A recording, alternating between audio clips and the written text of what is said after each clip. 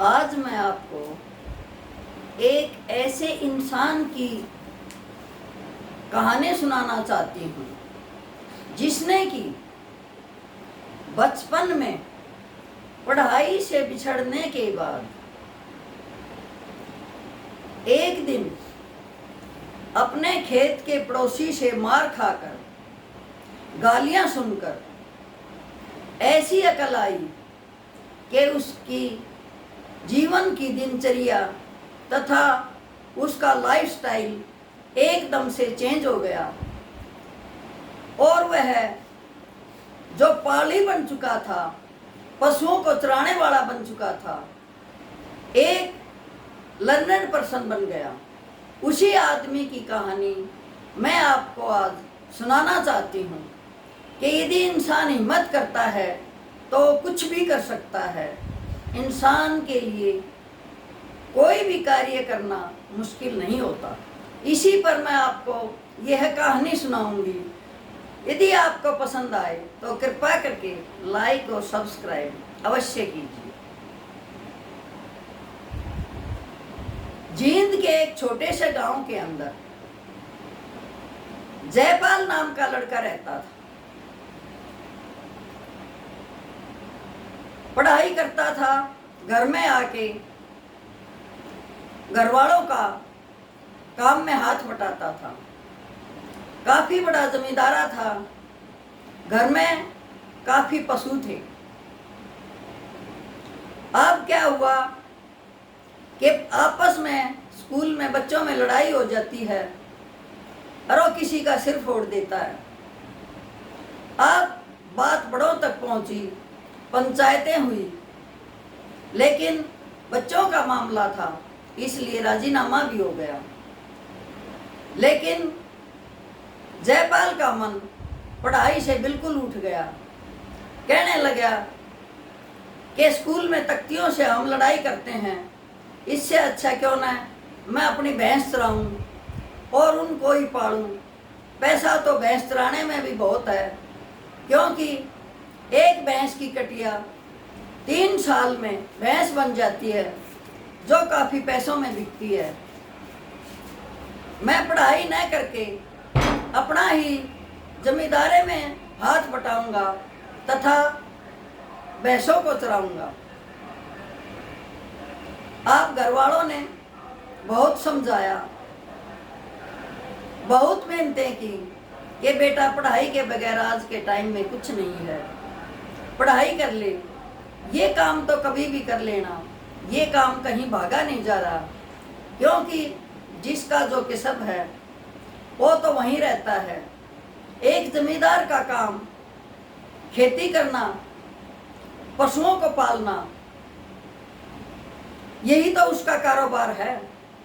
ये तो तू कभी भी संभाल सकता है, कभी भी कर सकता है। लेकिन वो नन्हा मन जो लड़ाई से डरा हुआ था, बिल्कुल भी सहमत नहीं हुआ और हर रोज अपनी भैंसों को खोलकर, अपनी गायों को खोलकर खेतों में जाने लगा। अपना खाना ले जाता, वहीं बैठ के खाता और भैंसों को चराकर शाम को वापस घर आ जाता। जैसे तैसे करके दिन बीत रहे थे। जयपाल भी खुश था। उनके घर वालों ने भी यूं सोच लिया था कि जब बच्चा मन से पढ़ाई नहीं करेगा तो क्या फ़ायदा, जब इसका मन ही भैंस चराने में है, घर के काम करने में है, तो करने दो। माँ बाप तो पैसा लगा सकता है, लेकिन बच्चे के मन को बदलने की कोशिश की, नहीं बदला तो हम क्या कर सकते हैं। माँ बाप भी ये सब्र कर लेते हैं। अब उसको 2-3 साल हो गए भैंस चराते हुए। एक दिन क्या हुआ कि अपने भैंसों को, गायों को छोड़ के शीशम के नीचे खाना खा के सो गया और उसकी भैंस वहाँ से उठकर किसी दूसरे के खेत में फसल खाने चली गई। पड़ोसी ने देखा कि जयपाल सोया पड़ा है और उसकी भैंसें हमारे खेत की फसल को बर्बाद कर रही है। वो आया, उसके हाथ में सांटा था। पहले जो हर जोड़ते थे, बैलों को चलाने के लिए सांटे का यूज किया जाता था, जिसमें बैत की पैनी के अंदर चमड़े की सांट होती थी और वो बहुत जोर से लगती थी, क्योंकि उसे तो बैल चलाने होते थे, इसीलिए वो सांटा रखता था। अब हाड़ी ने जो ही फसल बर्बाद होते देखी, उसको गुस्सा आया और जो बैलों को मारने वाला सांटा उसके हाथ में था, आके जयपाल को उठाया और तड़ातड़ सांटे मारने लगा। अब जयपाल का बदन तिलमिला रहा था, रो रहा था कि काका आज के बाद मैं ये गलती नहीं करूँगा, मुझे छोड़ दे। लेकिन उसके काका को तो गुस्सा आया हुआ था, उसने उसको इतने सांटे मार दिए कि उसका बदन लीला हो गया। जब शाम को घर आया, अपने पशुओं को लेके अपने पिता से कहने लगा कि बाबू ये तेरी भैंस है, ये गाय हैं, कल से मैं भैंस चराने नहीं जाऊंगा। अब उसके पिता ने कहा क्या हुआ, जब तू इतना समझाया था तब तो स्कूल गया नहीं, अब क्या करेगा, इतना बड़ा वैसे हो गया है, तेरे दिमाग में तो पहाड़ियों वाली फितरत आ गई है, अब तू क्या पढ़ाई करेगा। उसने कहा बाबू कुछ भी हो जाए, लेकिन मैं अब इतना पढ़ के दिखाऊंगा कि जिसने मुझे सांटे मारे हैं, काका ने मुझे इतनी भद्दी गालियां दी हैं, उसी को मैंने ये दिखाना है कि एक इंसान पढ़ लिख के क्या बन सकता है। और वही काका मेरे पास सिफारिश लेके आएगा, तब मैं काका को बताऊंगा कि काका तू वही है जिसने के खेत में मुझे सांटे मारे थे, भद्दी भद्दी गालियां दी थी। अब उसके मन ने ठान लिया था कि मैंने इतनी मेहनत करनी है, इतनी पढ़ाई करनी है कि कुछ भी हो जाए, लेकिन एक अच्छा लर्नड पर्सन बनना है। अब जयपाल ने किताब मंगवाई, एडमिशन करवाया और स्कूल में जाने लगा। उसने पहले 5वीं पास की हुई थी, सीधा ही 8वीं क्लास का एग्जाम दे दिया और उसमें अपने स्कूल को टॉप किया। उसके बाद उसने 10वीं क्लास का एग्जाम दिया और अपने स्कूल को टॉप किया। जो उसके साथ के बच्चे लगातार पढ़ रहे थे, उन सब में जयपाल अव्वल आता था, सबसे अच्छे नंबर लेता था। यदि घर वाले छुट्टी वाले दिन उसे खेत में भेजते थे तो वहाँ भी किताबें लेके जाता, शीशम के नीचे बैठ के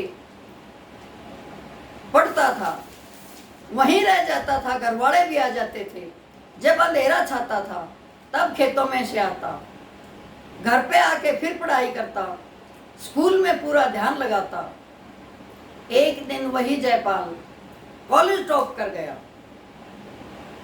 फिर उसने सोची क्यों नहीं मैं अच्छी परीक्षा की तैयारी करूं, सीधा ही ऑफिसर लगूं, ताकि पड़ोसियों को भी ये पता चले कि जिसे तुम पाली पाली कह के चिढ़ाते थे, आज वो इंसान एक ऐसी कुर्सी पर बैठा हुआ है जिससे मिलने के लिए तुम्हें समय लेना पड़ता है। उसने अपने पिता से कहा कि आपकी इच्छा हो तो मैं अच्छा रिजल्ट लेके आऊँगा, आप मुझे शहर में कोचिंग दिलवा दीजिए।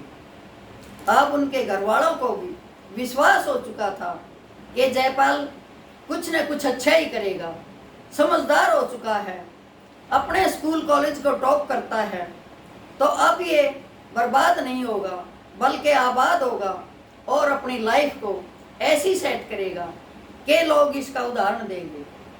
हुआ भी वही। पिता ने शहर में भेज दिया, कोचिंग दिलवाई। जयपाल ने भी इतनी मेहनत की कि फर्स्ट टाइम पे ही यूपीएससी का एग्ज़ाम क्लियर कर गया।